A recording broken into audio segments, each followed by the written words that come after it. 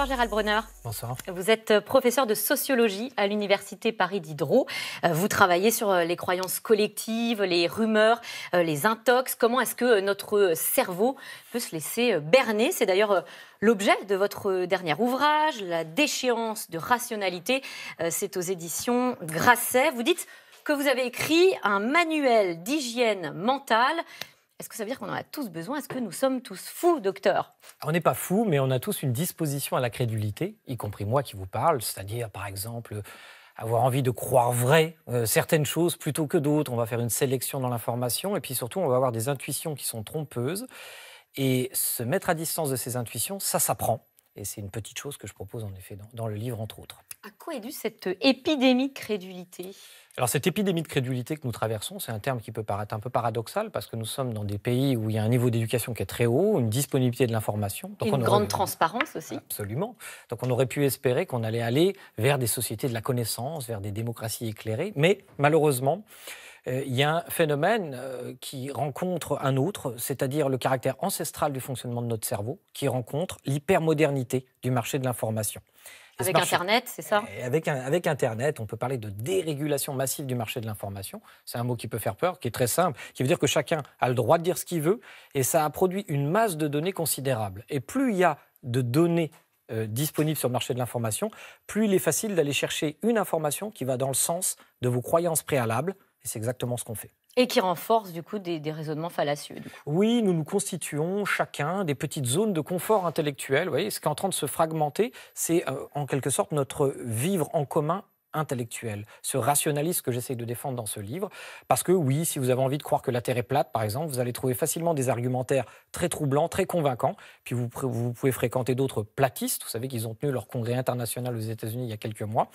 Et chacun vit un peu de son côté avec son propre rapport au réel. Et nous sommes là dans une situation donc, de déchéance de rationalité. Alors, le fil conducteur de votre livre, c'est le travail que vous allez mener dans le centre de déradicalisation de Pontourny. C'est en Indre-et-Loire. Voilà, on le voit ici à l'écran. On est plus d'un an après les attentats contre Charlie Hebdo. Et vous rencontrez une dizaine de jeunes qui sont radicalisés, avec qui vous allez travailler notamment sur l'esprit critique. Quel est ce travail que vous avez accompli avec eux? D'abord, quand on me contacte, je ne sais pas encore que je vais m'engager à ce point. J'hésite, j'essaie de concevoir un programme et puis je me dis que faire, effectivement.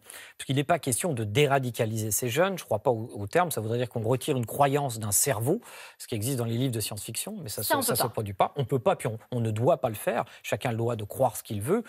Ce dont on veut être certain, c'est que ces croyances ne vont pas aboutir à de la violence politique ou religieuse. C'est ça qui nous importe.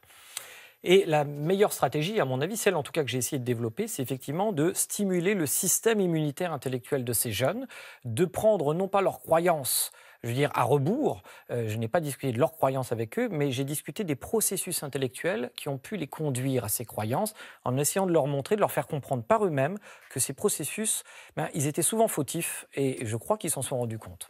Vous travaillez notamment sur la perception du hasard. Ah oui. Et alors là, surprise, parce que ce sont des jeunes qui ne réagissent pas forcément comme nous, on pourrait réagir en se disant « oui, le hasard existe ». Alors il y a deux choses. D'abord, nous avons tous, vous et moi, y compris, des problèmes avec la perception du hasard. Le cerveau humain n'est pas très doué pour cela. Mais c'est vrai que ces jeunes radicalisés, quand je leur parlais, quand j'utilisais même le terme hasard, à l'unisson, ils répondaient « non monsieur, le hasard, ça n'existe pas ».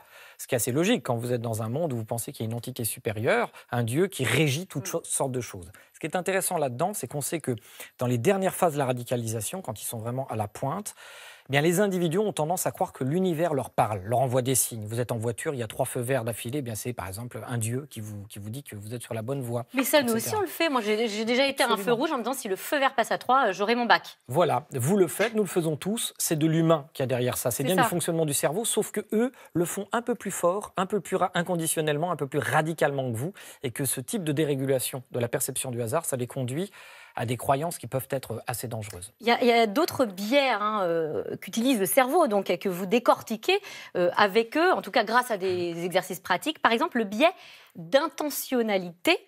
Je m'explique, en gros, c'est le fait de penser que tout événement désagréable qui pourrait nous arriver est forcément le fait d'une intention extérieure qui serait malveillante, qui l'aurait fait exprès, quoi, en gros.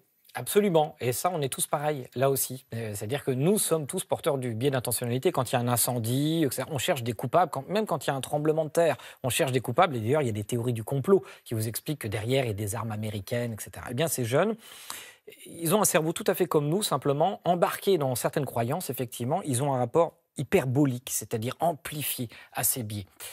Et les faire voir que ces biais existent dans leur représentation, par exemple sur la base d'illusions d'optique ou de ce qu'on appelle des pareidolie, c'est-à-dire le fait de voir des formes dans de l'informe, vous savez, quand vous voyez des nuages, vous voyez des visages, etc. On a travaillé sur ces questions pour leur montrer que ces faits peuvent être la production du hasard plutôt que d'une intention. Et je pense que nous sommes assez bien nous avons assez bien avancé sur cette question, oui, parce que... C'est quoi les réactions que vous avez eues, justement? D'abord, des réactions un peu de défi, puis par ailleurs, moi, je leur ai mis aucun raisonnement, je dirais, dans leur esprit. C'est eux qui ont trouvé par eux-mêmes, et certains d'entre eux ont perdu le sommeil. Et quand les éducateurs qui étaient là dans le centre ont demandé pourquoi, ils disaient que c'était à cause de mes interventions. Mais en même temps, ils me demandaient de venir plus souvent. À partir de là, je pense que nous avons pas mal travaillé. Bon, il y a des situations un peu cocasses aussi que vous décrivez dans votre livre. Par exemple, vous avez prévu un travail autour des croyances, justement, et notamment du Père Noël. Bon, là, ça tombe un peu à plat.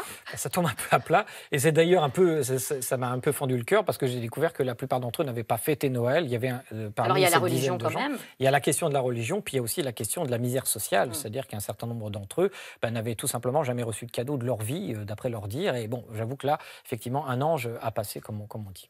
Alors, vous racontez à la fin que le projet va tourner court, entre autres parce que les jeunes qui sont là sur la base du volontariat. Oui. Donc, à un moment donné, ils veulent partir. Est-ce qu'un projet, un nouveau projet de centre de déradicalisation est en cours? On sait que la question est plus que jamais posée aujourd'hui. La question est cruciale puisqu'il y a des centaines de personnes en prison aujourd'hui qui vont bientôt sortir dans les prochaines années et qui sont encore sur des seuils de radicalisation qui inquiètent. Alors, ce n'est pas des centres de déradicalisation qui vont émerger de la terre, mais bien des zones, par exemple en prison, dans lesquelles, en effet, le ministère de la Justice m'a demandé de m'impliquer. Et j'ai répondu oui, une fois de plus. Cette fois, peut-être pour former des gens à cette méthode, peut-être pour y aller moi-même, on verra. Sur quel type de travaux? La même chose que ce que vous avez fait dans ce centre dont vous parlez dans votre livre? Toujours avec la même logique. On n'attaque pas la croyance des individus, mais on essaye de stimuler leur système immunitaire intellectuel pour les aider à faire leur déclaration d'indépendance mentale, en fait. Ça fonctionne. Est-ce que vous pensez qu'il y a d'autres techniques qui peuvent être plus efficace ou aussi efficace? D'abord, ce n'est pas un coup de baguette magique. Je ne prétends pas du tout qu'avec cette technique, on va résoudre le problème. Loin s'en faut. Disons que c'est une mesure rationnelle pour traiter le problème parce qu'elle s'appuie sur un certain nombre de travaux scientifiques. Ensuite, il faut bien reconnaître qu'il y a des éléments complémentaires à faire avec ces gens. C'est-à-dire la question de la citoyenneté, la question de la République, de la laïcité sont des thèmes qui vont être aussi traités, que moi je ne traite pas, mais qui sont complémentaires. Ce qui frappe dans votre livre, c'est quand même aussi l'impréparation des politiques. Vous rencontrez des présidents, des ministres. Sur le moment, on sent, et vous le décrivez bien, une vraie bonne volonté de travailler sur des sujets très sérieux, de trouver de la manière de mieux encadrer les personnes qui ont besoin de cette aide. Et le lendemain, plus rien. Vous dites, je n'ai pas de nouvelles. Oui, c'est peut-être le cas. L'élément le plus énigmatique du livre, en fait, et puis de ma petite aventure, c'est le fait d'être confronté à des individus qui sont intelligents, sincères, je crois, sur le moment, mais qui sont frappés d'amnésie antérograde. C'est-à-dire, on dirait qu'ils oublient. Et j'ai découvert ce qu'on sait déjà, mais ce qui est très inquiétant quand même pour nos démocraties, c'est l'empêchement du pouvoir politique. Et le court-termisme peut être aussi une attraction pour la communication, mais peut-être que les journalistes ne sont pas totalement irresponsables de cette situation. C'est-à-dire que le temps politique aujourd'hui, de la décision, c'est le temps médiatique. Et ça ne colle pas avec le temps de la science, ça ne colle pas avec des questions aussi complexes et subtiles que la question de la radicalisation, par exemple. Et alors, quelle est la solution? Un engagement différent à côté de citoyens, en tant que sociologue, par exemple? Oui, il y a beaucoup de solutions pour essayer de régler les effets pervers de toute cette crédulité, de cette épidémie de crédulité. Certes que déjà les citoyens raisonnables devraient s'engager plus sur les réseaux sociaux pour faire valoir leur point de vue. Et puis je crois quand même aussi à l'importance de l'éducation nationale. Je crois qu'il faut faire une révolution pédagogique face à cette révolution du marché de l'information. Cette révolution pédagogique, elle ressemblerait tout simplement à ce que j'ai fait avec ces jeunes de Pontourny. Ce que j'ai fait avec eux, je pense qu'il faudrait le proposer pour tout le monde. Eh bien, le message est passé. Jean-Michel Blanquer, vous avez entendu Gérald Bronner.